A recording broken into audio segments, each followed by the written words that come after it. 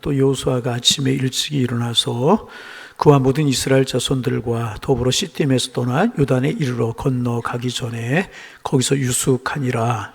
사흘 후에 갈리들이 진중으로 두루 다니며 백성에게 명령하여 이르되 너희는 레위 사람 제사장들이 너희 하나님 여호와의 언약궤 매는 것을 보거든 너희가 있는 곳을 떠나 그 뒤를 따르라. 그러나 너희와 그 사이의 거리가 2000규빗쯤 되게 하고 그것에 가까이 하지는 말라. 그리하면 너희가 행할 길을 알리니 너희가 이전에 이 길을 지나보지 못하였음이니라. 여호수아가 또 백성에게 이르되 너희는 자신을 성결하게 하라. 여호와께서 내일 너희 가운데 기이한 일들을 행하시리라. 여호수아가 또 제사장들에게 말하여 이르되 언약궤를 메고 백성에 앞서 건너라 하매 곧 언약궤를 메고 백성 앞서 나아가니라. 여호와께서 여호수아에게 이르시되 내가 오늘부터 시작하여 너를 온 이스라엘 목전에서 크게 하여 내가 모세와 함께 있었던 것 같이 너와 함께 있는 것을 그들이 알게 하리라. 너는 언약궤를 맨 제사장들에게 명령하여 이르기를 너희가 요단 물가에 이르거든 요단에 들어서라 하라. 여호수아가 이스라엘 자손에게 이르되 이리 와서 너희 하나님 여호와의 말씀을 들으라 하고 또 말하되 살아계신 하나님이 너희 가운데에 계시사 가나안 족속과 헷 족속과 히위 족속과 브리스 족속과 기르가스 족속과 아모리 족속과 여부스 족속을 너희 앞에서 반드시 쫓아내실 줄을 이것으로써 너희가 알리라. 보라 온 땅의 죄 언약궤가 너희 앞에서 요단을 건너가나니 이제 이스라엘 지파 중에서 각 지파에 한 사람씩 12명을 택하라. 함께 보십니다. 온 땅에 주 여호와의 궤를 제사장들의 발바닥이 요단물을 밟고 멈추면 요단물 곧 위에서부터 흘러내리던 물이 끊어지고 한 곳에 쌓여 서리라. 아멘. 하나님 주의 이름으로 오늘도 모이게 하셔서 감사합니다. 주님을 찬양하고 경배하며 예배하며 또 말씀 묵상하는 시간이 얼마나 귀한지요. 예배를 통하여 우리의 믿음의 진보가 있게 하시고 하나님을 사랑하는 마음들이 더해갈 수 있도록 축복하여 주옵소서. 늘 수고하는 대원들 건강 주시고 평안함 주시고 자녀들을 위해 기도할 때 자녀들의 진로가 열리며 가정을 위해 기도할 때 믿음의 가정을 이루게 하셔서 평강과 축복을 누리며 살아갈 수 있는 대원들 되게 하여 주옵소서. 정성을 다해 찬양할 때마다 그 찬양 받으시고 찬양이 울려 퍼질 때마다 늘 기도하지만 하나님의 영광이 이 성전에 가득하게 하여 주옵시고 우리의 심령을 새롭게 하는 찬양이 될 수 있도록 주님 축복하여 주옵시고 우리 그 찬양대의 찬양에 동참하게 하셔서 우리도 행복이요 기쁨이 될 수 있도록 주님 앞에 드려지는 찬양의 제향들이 될 수 있도록 인도하여 주옵소서. 오늘 특별히 여호수아서를 통하여서 오늘 우리에게 주시는 말씀 묵상하려고 합니다. 은혜가 되게 하시고 축복이 될 수 있도록 주님 인도하여 주옵소서. 예수님의 이름으로 기도하옵나이다. 아멘. 이스라엘 백성들이 40년 광야 생활을 끝내고 이제 가나안 땅에 들어가게 되었습니다. 그런데 이제 가나안 땅은 인스턴트 식품처럼 잘 포장되어서 이스라엘 백성들에게 너희들 가져라 그렇게 준 것이 아니고 이스라엘 백성들이 정복 전쟁을 통해서 쟁취하고 소유하면 되는 그런 땅이었었습니다. 그래서 이제 하나하나 단계를 거쳐가게 되는데 가나안 땅에 들어가기 전에 이스라엘 백성들이 큰 장애가 하나 가로막혀 있었습니다. 그 장애가 무엇인가 하면 요단강이라고 하는 장애입니다. 보통 요단강 그러면 우리가 이제 찬송가에 있는 것처럼 며칠 후 요단강 건너가 만나리. 그래서 또 우리가 이제 죽음이라고 하는 강을 건너 천국에 갈 때 그 요단강이라고 생각을 하는데 그것만이 요단강이 아니고 요단강의 의미는 뭐냐 하면 하나님 우리에게 주신 축복, 하나님 우리에게 주신 선물, 그것을 우리의 것으로 삼으려고 할 때 가나안 땅이 이스라엘 백성들이 주신 선물이요 축복이잖아요. 그렇게 축복의 선물로 주셨을 때 가로막혀 있었던 것이 요단강이듯이 하나님이 우리에게 주시려고 하는 축복, 하나님이 우리에게 주는 선물, 우리 것으로 누리려고 할 때 그것을 내 것으로 함께 누리려고 하기 위한 과정 속에 하나의 이제 장애물이 있을 수 있는데 그것이 요단강이라고 이야기를 할 수가 있습니다. 성순례를 처음 가서 이제 놀란 것들이 여러 가지인데 그 중에 하나는 뭐냐 하면 요단강을 보고 놀랐어요. 왜 요단강을 보고 놀랐냐 하면 오늘 본문에 보면 200만에 되는 장정마 60만에 되는 이스라엘 백성들이 요단강을 건너지 못해서 요단강이 가로막혀 있어서 여러 가지로 어려움 당하는 그런 모습을 볼 수 있잖아요. 근데 요단강을 가보니 물론 넓은 데도 있지만은 대부분 이제 좁은 그런 강이 되었어요. 왜 그러냐 하면 두 가지 이유 때문에 그래요. 요단강이라고 하는 것은 갈릴리 바다에서 사해로 물을 흘려보내는 강을 가리켜 요단강이라고, 약 103km 정도 이렇게 꾸불꾸불 되어 있는데 103km 정도 된다고 그래요. 그런데 이제 그 요단강에서 갈릴리에서 요단강으로 물을 흘려서 사해바다로 흘려보내야 되는데, 여러분 요단강이 좁아지고 이렇게 낮은 강이 된 이유는 뭐냐 하면 퇴적작용 때문에 그래요. 여러분 옛날에 어려서 뛰어놀던 이렇게 개울 같은 데 가보면 지금 없어지거나 좁아진 그런 거 발견할 수 있죠. 그런 것 때문에 요단강이 지금은 좀 이렇게 강폭도 줄어지고 이렇게 깊이도 낮아졌어요. 그런가 하면 두 번째는 뭐냐 하면 갈릴리 바다에서 요단강을 통해서 사해바다로 물을 흘려보내야 되는데 갈릴리 주변에 키부츠 같은 것들을 많이 발달시킨 거예요. 그래서 갈릴리 바다의 물을 빼서 그 수리시설에 농업용 이런 것으로 쓰기 때문에 흘려보내는 물이 적어지기 때문에 요단강 폭이 좁아지고 강바닥도 약해지고 낮아지고 이제 그랬어요. 그래서 지금 가보면 요단강을 보고 실망을 하는데, 이 당시 이스라엘 백성들이 이제 가나안 정복 전쟁을 할 때에는 요단강이 굉장히 깊고 넓은 강이었던 것 같아요. 그리고 이때는 뭐냐 하면 모맥을 거두는 시기라고 그랬어요. 모맥을 거두는 시기는 뭐냐 하면 이제 헐몬산에부터 눈 녹은 물이 더 내리기 시작을 해가지고 요단강 물이 가장 장일하게 불어날 때입니다. 그러니까 물이 가장 깊을 때, 그러니까 강턱에 물이 차 있을 때, 그때가 이제 모맥을 거두는 시기였었고, 그때 이스라엘 백성들이 요단강가에 이르게 되었던 것입니다. 그러니까 가나안 정복 전쟁을 하기 위해서, 가나안 약속의 땅으로 주신 선물로 주신 가나안을 그들하고 삼기 위해서 반드시 하나의 넘어야 될 장애가 있는데 그것이 무엇이냐? 요단강이었다는 것입니다. 아니, 어떻게 생각하면 하나님께서 가나안이라고 하는 축복의 땅을 이스라엘 백성들에게 주시기 전에 마지막으로 이스라엘 백성들의 신앙과 믿음을 점검하고 계시는 겁니다. 아마 이들은 여호수아를 비롯해서 군장들이, 지휘관들이 그런 생각했을 거예요. 얕은 곳이 없을까? 아니면 우회를 해야 되나? 아니면 다리를 놔야 되나? 여러 가지 생각을 할 수 있지 않았겠습니까? 그런데 하나님께서 여호수아를 통해서 이스라엘 백성에 들려온 음성은 그런 것이 아니었었어요. 우리가 많이 묵상한 말씀이지만은 세 가지를 특별히 오늘 본문에서 우리가 찾아서 교훈으로 삼을 수 있는데, 첫째는 뭐냐 하면 오늘 이제 본문 4절입니다. 4절 말씀 같이 한번 읽어봅니다. 그러나 너희와 그 사이의 거리가 2천 규빗쯤 되게 하고 그곳에 가까이 하지는 말라. 그리하면 너희가 행할 길을 알리니 너희가 이전에 이 길을 지나보지 못하였음이니라 하니라. 자, 너희들이 지금 해야 되는 것은 뭐냐면 그 앞에 보면은 여호와 언약궤를 제사장들이 매는 것을 보거든 그 뒤를 따르라. 여호와의 언약궤의 뒤를 따르라는 거예요. 언약궤는 하나님의 임재의 상징이었어요. 다시 언약궤는 뭐라고요? 하나님의 임재의 상징. 구름 기둥이 그 위에 머물고 불기둥이 머물고 구름 기둥이 움직이면 이스라엘 백성들이 그 구름 기둥과 불기둥을 따라 제사장들이 언약궤를 메고 가면 이스라엘 백성들이 그 뒤를 따라가는 거예요. 그러기에 성경에 나타난 이 언약궤는요 하나님의 임재의 상징이었습니다. 그런데 제사장들이 언약궤를 메는 것을 보면 너희들은 그 뒤를 따르라. 이 말씀이 뭐겠어요? 너희 이제부터 모든 관심을 주님께 모아라. 주님만 바라보아라.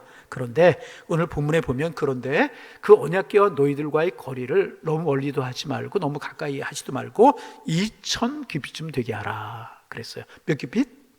2천 규빗이면 여러분 얼마나 될까요?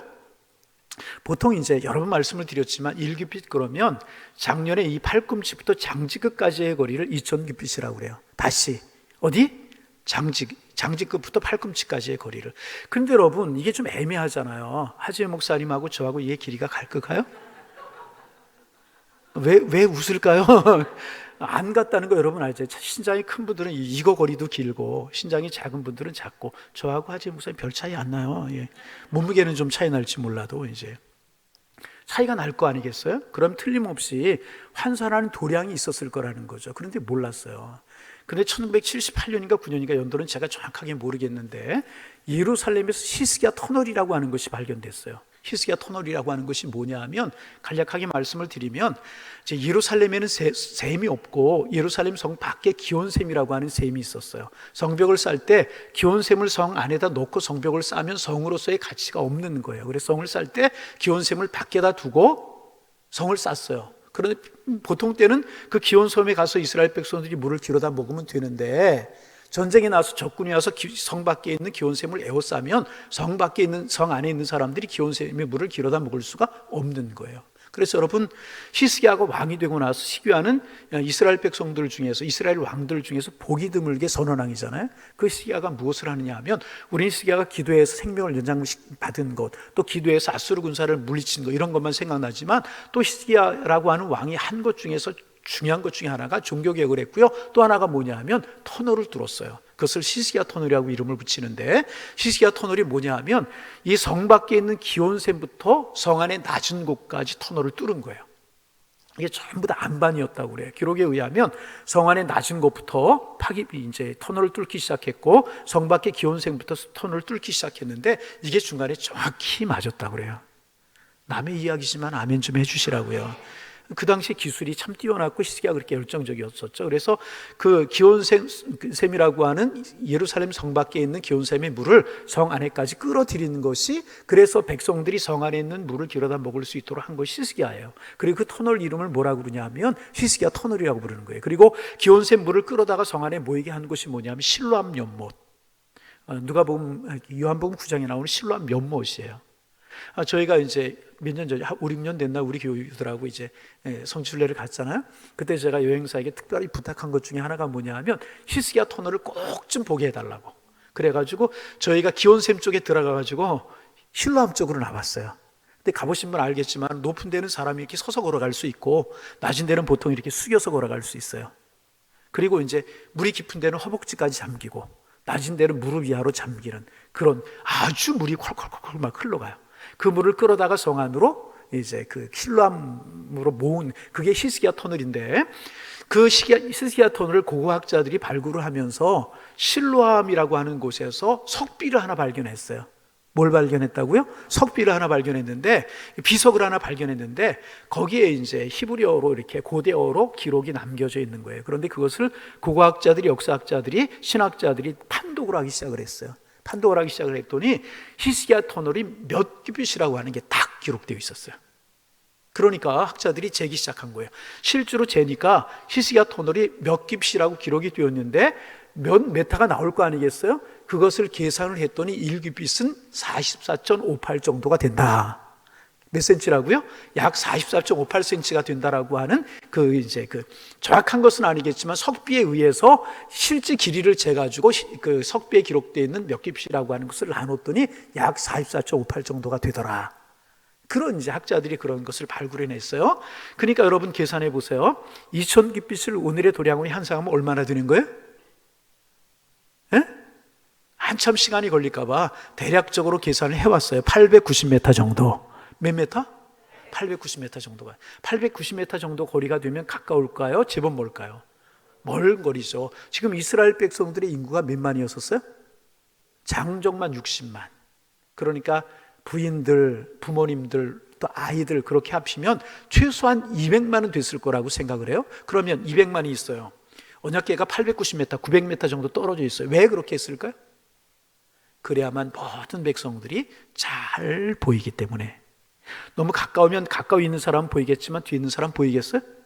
너무 멀면 다 안 보이는 거예요. 한 1km, 900m 정도 뛰어 놔야 앞에 있는 사람이나 중간에 있는 사람이 저 뒤에 있는 사람이 다 여호와의 언약궤를 바라볼 수 있었기 때문에 그 정도 거리를 떨어뜨려 놓으라 한 거라는 것입니다. 여러분, 무엇을 의미하는 것이겠어요? 너희들이 요단강을 건너야 될 텐데, 가나안 정복 전쟁을 해야 될 텐데, 너희가 해야 되는 일은 뭐냐 하면 언약궤를 백성들이 다 바라보듯이 너희는 이제부터 시작되는 가나안 정복 전쟁, 그리고 요단강을 건너는 것은 나를 바라보아야 될 것이다. 다른 곳에 관심을 모으고 다른 것을 의지하지 말고 다른 생각하지 말고 만군의 주 되신 여호와 하나님, 애굽 땅에서 너희들을 인도해내고 광야 40년 동안 만나의 추락이 너희들을 먹이고 구름 기둥과 불 기둥으로 인도한 나 만군의 하나님 여호와 하나님을 너희들은 바라보아야 될 것이다. 여러분, 바라본다는 말은 무엇일까요? 의지한다는 것이죠. 맡긴다는 거죠. 그래서 여러분, 사람이 무엇을 바라보고 사느냐가 참 중요합니다. 세상 것 바라보며 살아가는 사람 세상 사람이고요, 물질 바라보고 살아가는 사람 물질의 노예입니다. 여러분, 그렇죠? 명예 권력 따라가는 사람 명예 권력의 노예입니다. 그러나 주님 바라보고 살아가는 사람들은 주님의 사람인 줄로 믿습니다. 말씀 의지하고 살아가는 사람은 말씀의 사람이라는 거예요. 너희들이 가나안 정복 전쟁을 해야 되는데 내가 너희들에게 약속으로 준 선물로 준 가나안 땅을 너희 것으로 삼아야 되는데 너희들이 지금 해야 되는 일은 무엇이냐? 다른 것 아니다. 우회를 하거나 다리를 놓는 것 아니고 얕은 곳을 찾는 것이 아니고 다른 생각하는 것이 아니고 나를 바라보고 나를 의지하고 내 명령을 따라 너희가 행진하면 요단강 건너는 거 내가 책임질 거야. 가나안 정복하는 것도 책임질 거야. 이제까지 너희를 인도했던 것처럼 내가 너희를 인도할 것입니다. 여러분, 신앙생활도 여러분 집중력입니다. 얼마나 우리 주님 앞에 집중하는 거예요. 지금 이스라엘 백성들이 주님 앞에 모든 뜻과 정성과 마음을 모으라고 하나님께서 말씀하고 계시는 것이래요. 여러분, 여러분의 관심사가 요즘 무엇이고 여러분 어디에 집중하고 살아가고 계십니까? 여러분 요즘 삶의 우선순위의 가치에 제일 1번이 무엇이고 우선순위의 가장 앞에 있는 것이 무엇입니까? 그것이 나고요. 그것을 따라갈 수밖에 없어요. 여러분, 왜 우리의 믿음이 흔들리고 우리의 신앙이 흔들리고 하나님 주신 축복을 내 것으로 삼고 살아가지 못하느냐? 자꾸 우리의 믿음의 목표가 흔들리는 거예요. 흔들리는 거예요. 우리의 믿음의 목표가 흔들리기 때문에 주님이 자꾸 왔다 갔다 하는 거예요. 그러기에 주님 주신 축복과 주님 주신 은혜가 내 것이 되지 못하고 내 믿음이 자꾸 흔들리네. 주님 바라보면은요, 내 주변에 있는 것들. 제가 지난번 교회 있을 때 경로대학을 담당했거든요. 그래서 우리 교회도 경로대학 하면은 제가 잘할 자신 있어요. 제가 경로대학 참 잘했거든요. 선생님들 한 30명, 참 60세 이상 되신 분들 이제 경로대학 목요일 날 모이거든요. 제가 하기 전에 경로대학이 한 300명, 350명 모였는데 제가 경로대학을 맡고 나서 550명까지 모였어요. 소문이 나가지고 안양에 있는데 의정부에서도 오고 안산에서도 오고 인천에서도 오고 참 어른들. 제가 제일 기억이 나는 게 수학여행 갔을 때 하고 수학여행을 매년 한 번씩 가요. 수학여행이라고 이름을 붙여가지고 어른들이 수학여행을 가는데 한 번은 거제도에 있는 외도를 갔는데 제가 답사를 갔는데 외도에 그 많은 인원이 묵을 숙소가 없더라고요. 그래서 북억 하이와이드에다가 숙소를 정하고 외도에 갔다 거기 와서 자고 그쪽 보고 올라오고 그랬는데 관광버스가 그러니까 이제 한 10대가 움직여요. 10대가. 여러분 생각해 보세요. 관광버스가. 그런데요, 이제 선생님들 이름표에다 다 어르신들 이름 전화번호 다 그 보호자, 그러니까 자녀들 이름까지 다 명찰에 달고 있고 그런데요. 그 두 가지가 참 희한한 거. 제주도도 한번 갔거든요. 제주도 갔더니 전세 얘기를 낸 것처럼요, 특별 방송을 해주더라고요. 안양제일 경로대학 여러분 환영합니다. 그래가지고 제주도에서 이제. 그런데요, 경로대학 하면서 제가 몇 가지 이제 느낀 것들이 있는데요.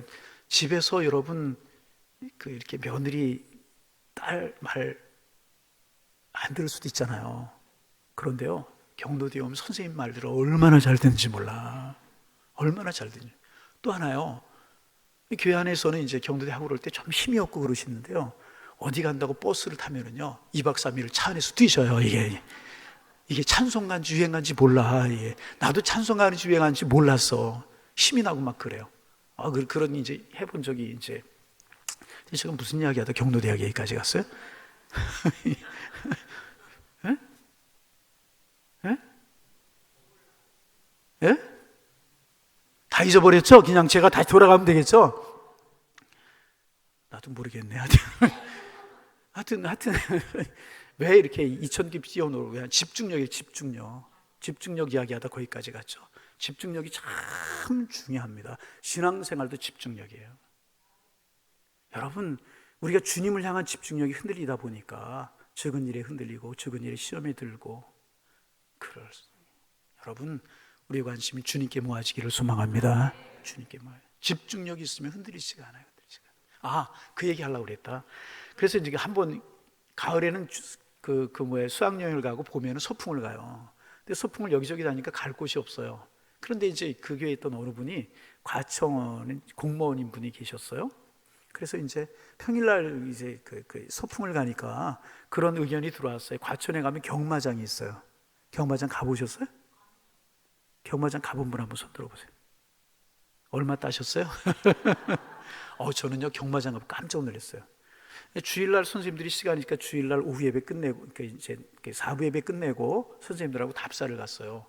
근데 막 경마장 주변에 차가 꽉 차 있는 거, 그때만 해도 차가 그렇게 많지 않을 텐데 그리고 경마장을 또 이렇게 들어가는데 깜짝 놀랐어요. 그 올림픽 경기장 그런 경기장처럼 스탠드가 쫙 돼 있는데요. 거기 사람들이 꽉 찼어요. 그리고 막 트랙으로 말이 막 달려가는데 어떤 말이 앞서가면 이쪽에서 와 일어나 소리를 지르고 또 이쪽에서 와 일어나 소리를 지르고 그러는 거예요. 그리고 나서 그게 구경거리더라고. 그래서 이제 가만히 보니까 말이 달려요. 근데 말을 보니까 말 옆에다가 이렇게 뭐를 가려줬더라고. 다는 아니고 많은 말들을 이렇게 가려줬더라고. 이게 이렇게 가려줬더라고요. 말에다가. 저는 몰랐어요. 그래서 이제 거기 집사님 안내하는 분한테 왜 말들에게 이렇게 가려줬냐고. 그랬더니 말들이요, 옆에 말 쳐다보고 그러다 보면 사고가 난대요. 옆에 말 쳐다보고 그러다 보면 달리는데 지장이 있대요. 집중하라고 이렇게 말해요. 여러분, 영적으로 주님이 우리를 이렇게 막아주시길 원합니다. 주님께 집중하는 거예요. 주님 바라보는 거예요. 믿음이 뭐냐? 주님 앞에 얼마나 집중하느냐. 이게 믿음이라. 여러분 눈에 요즘 무엇이 커 보이고 무엇이 아름다워 보이고 어떤 소리가 커 보입니까? 주님의 음성이 커 보이고 주님의 은혜가 커 보이고 주님이 나를 사랑하시는 그 사랑이 커 보이기를 소망합니다. 요단강 우회해라, 얕은 곳을 찾아라, 다리 놓아라. 그게 아니라 너희들이 지금 해야 되는 일은 나를 바라보라, 나에게 집중하라, 나만 의지하라. 어떤 문제가 있으십니까? 어떤 문제로 힘들어하십니까? 그게 문제가 아니라 내가 주님 앞에 얼마나 집중해 있느냐, 이게 문제라는 거예요. 그러면 요단강 건넌 거나 다름이 없다는, 가나안이 우리 것이 된 거나 마찬가지라는 거예요. 여러분, 우리의 신앙이 주님만 바라보고 주님께 집중하는 신앙이 되시기를 주의 이름으로 축원합니다. 두 번째 음성이 들려왔어요. 5절 말씀 읽어봅니다. 여호수아가 두 백성에게 이르되 너희는 자신을 성결하게 하라. 여호와께 내일 너희 가운데 기이한 일을 행하시리라. 따라합니다. 성결하게 하라. 어떻게 하라고요? 너희들이 지금 요단강을 앞에 놓고 가나안 땅을 앞에 놓고 다른 것 관심 갖지 말고 나를 바라봐라. 첫째는. 그리고 두 번째는 뭐냐 하면 가나안 축복의 땅을 너희들이 소유할 만한 그런 성결함과 거룩함이 너희에게 있는지를 스스로 물어봐라. 그 말씀하고 계시는 거예요. 여러분, 애굽에서 가나안까지의 거리는 빨리 가면 일주일이면 간대요. 천천히 200만의 인구가 천천히 가도 한 달이면 갈 수 있는 거리예요. 그런데 하나님께서 왜 40년을 돌게 하셨어요? 바로 이거라는 거예요. 여러분, 430년을 애굽에 살았어요. 그 사람들 가나안 사람이에요? 이스라엘 사람이에요? 애굽 사람이에요? 애굽 사람이잖아요. 여러분, 우리나라 사람들이 미국에서 한 대만 지나가면 한국말 잃어버리고 바다 냄새가 나기 시작해. 그죠? 제가 아는 분이 미국에서 어린애가 태어났든가 어려서 갔든가 그래요. 근데 한국말 거의 못해. 그거 이해할 수도 있죠. 어려서부터 미국 사람들 같이 지냈으니까. 근데 3대, 4대 내려가 보세요. 이건 한국 사람인지 잘 모르잖아요. 그런데 430년이에요. 한 대를 30년으로 봤을 때 430년은 몇 대일까요? 오늘 굉장히 어려운 것만 물어보고 그래. 그렇죠? 10대가 넘어가요.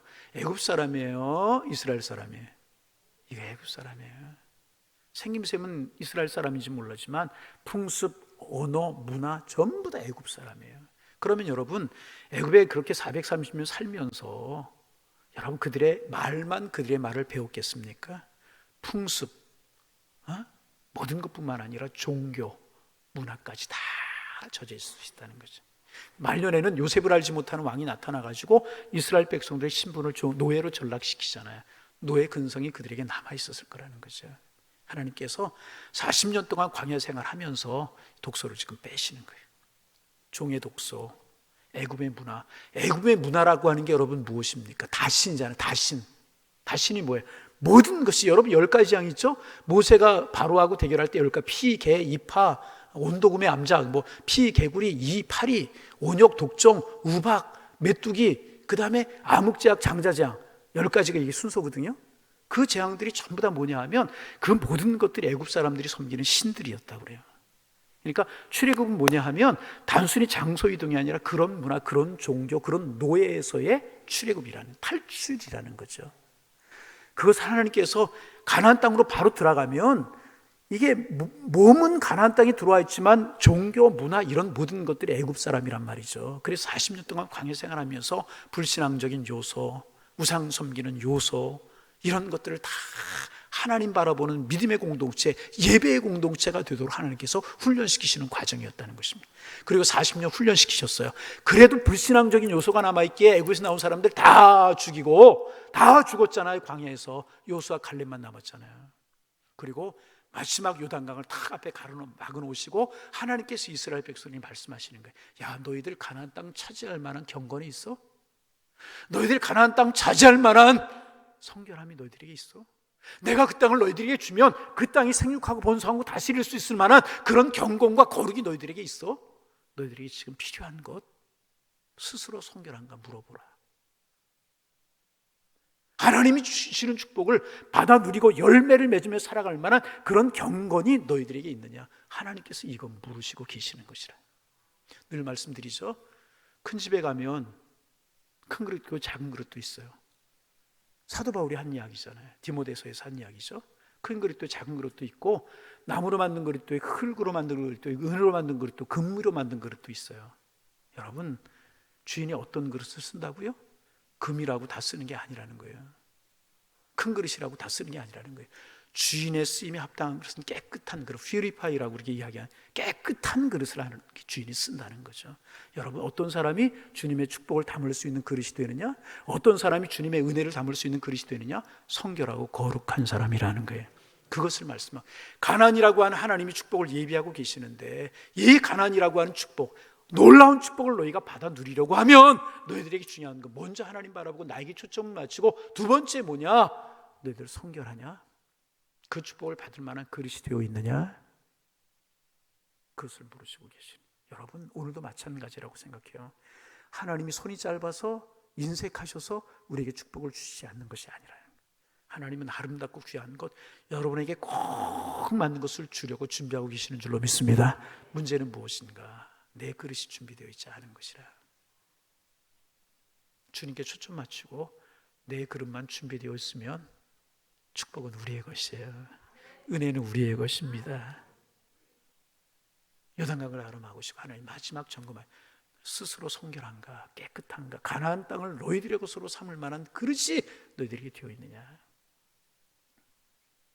여러분, 네, 그래서 사도 바울이 디모데에게 여러 가지를 권면하면서 하는 이야기 중에 하나가 뭐예요?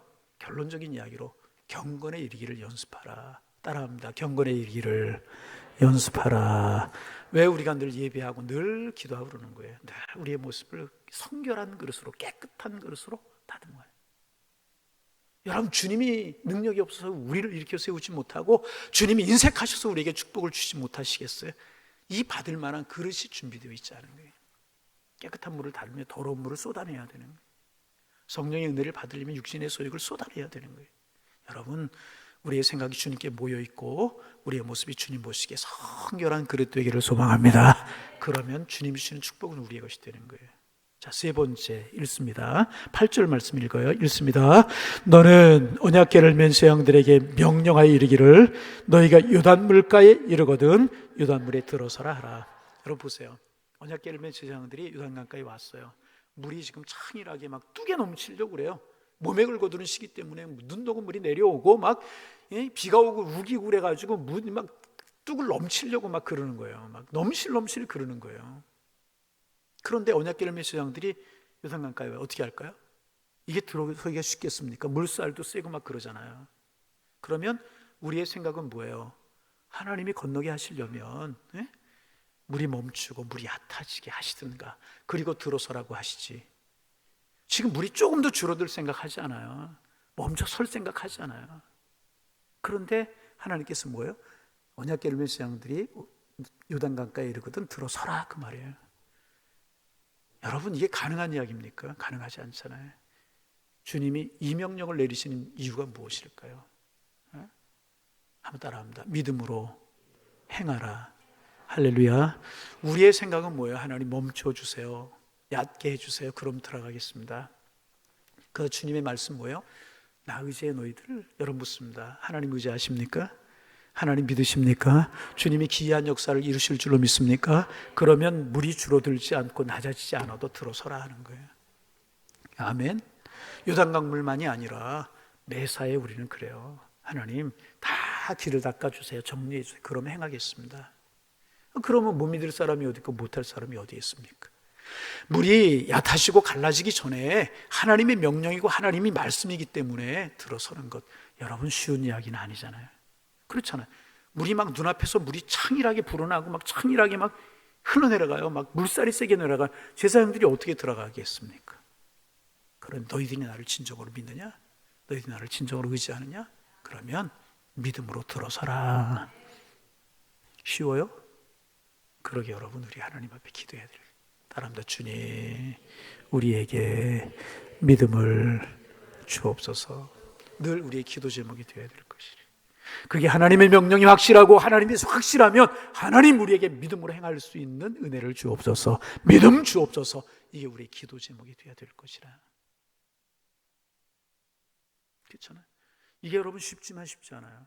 어느 정도 주님 바라봐라. 그럴 수 있을 것 같아. 그죠? 성결하게 해라. 거룩하게 하려고 노력하. 그런데 여러분, 눈앞에서 그렇게 지금 물이 창일하게 불어나고 있고 쓸려 내려가는데 발을 디뎌놓기가 쉬웠겠습니까? 그러나 발을 디뎌놔야 요단강을 건널 수 있고요. 발을 디뎌놔야 가나안을 차지할 수가 있는 것이라. 이거 안 하면 안 되는 거예요. 다시 한번, 하나님 나에게 믿음을 주옵소서. 여러분의 기도 제목이시면 아멘. 큰 소리로 아멘. 그래서 여러분, 믿음이 참 중요한 겁니다. 여러분, 여기까지 온 이스라엘 백성들 중에 믿음 없는 사람이 어디 있었겠어요? 다 믿음 있죠. 우리 다 믿음 있어요. 그런데 어느 문제 앞에 딱 설 때, 결정적인 문제 앞에 설 때 이게 쉽지 않을 때가 있다는 거죠. 그럴 때 행하면 믿음이고 행하지 못한 불신이라는. 그런 다행스럽게 세상들이 하나님을 믿었잖아요. 하나님을 신뢰했잖아요. 그리고 물이 얕아지지도 않고 물이 끊어서지도 않았는데 이들은 들어서잖아요. 그러자 어떻게 해요? 물이 끊어서고 얕아지고 들어서는 것이 아니라 들어섰더니 물이 딱 멈춰서더라, 그 말이야. 아멘. 믿음은 힘이에요. 믿음은 능력이에요. 할렐루야. 믿음의 사람들 되어지기를 원합니다. 여러분, 많이 들으신 이야기지만 믿음은 큰 차에서 나는 게 아니에요. 어느 마을에 흉년이 들었대요.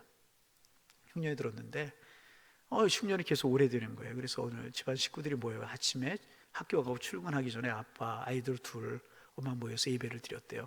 돌아가면서 기도를 하는데 한결같이 네 식구가 기도하는 기도 제목 중에 나오는 게 뭐냐면, 하나님 비를 내려주세요. 너무나 메말랐습니다. 하나님 비를 주세요.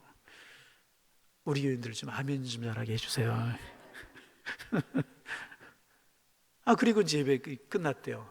그리고 출근하고 학교 가려고 그러는데 유치원 다니는 어린아이 녀석이 하나, 엄마 우산 줘, 우산 줘. 이 녀석아, 이렇게 맑은 하늘에 무슨 우산이냐? 걱정하지 말고 그냥 가. 엄마 우리가 비 오게 해달라고 하나님 앞에 기도했잖아. 그래, 우산 주세요.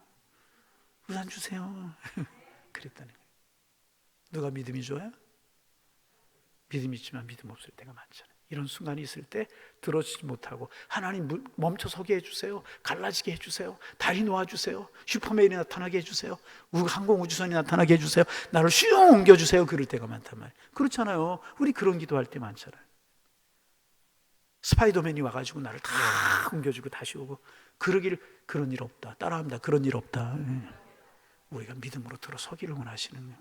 그러면 역사는 누가 하셔요? 하나님이 하시는. 보세요. 우리 13절 말씀 읽어볼까요? 13절 읽어봅니다. 온 땅에 주 여호와의 궤를 맨 제사장들의 발바닥이 요단물을 밟고 멈추면 요단물 곧 위에서부터 흘러내리는 물이 끊어지고 한 곳에 쌓여 서리라. 자, 17절 건너뛰어서 이 말씀 읽고 말씀 마침이 있습니다. 여호와의 언약궤를 맨 제사장들은 요단 가운데 메바란 땅에 굳게 섰고 그 모든 백성이 요단을 건너가기를 마칠 때까지 모든 이스라엘은 그 마른 땅으로 어떻게 했어요? 제사장들이 들어설 때 요단강이 딱 멈춰 섰잖아요. 백성들이 다 건너갔잖아요. 할렐루야. 그리고 이제 가나안 정복 전쟁이 시작이 되잖아요. 자, 세 가지. 주님께 우리의 마음, 우리의 눈 집중하는 우리가 되기를 원합니다. 늘 스스로 주님의 축복을 받을 만한 그릇으로 성결함으로 갖고 나가는 거예요. 그리고 적은 일까지 믿음으로 행하게 하옵소서 기도하면서 믿음으로 행하면 우리의 길은 하나님 책임져 주시는 거예요. 우리의 길은 열어주시는 거예요.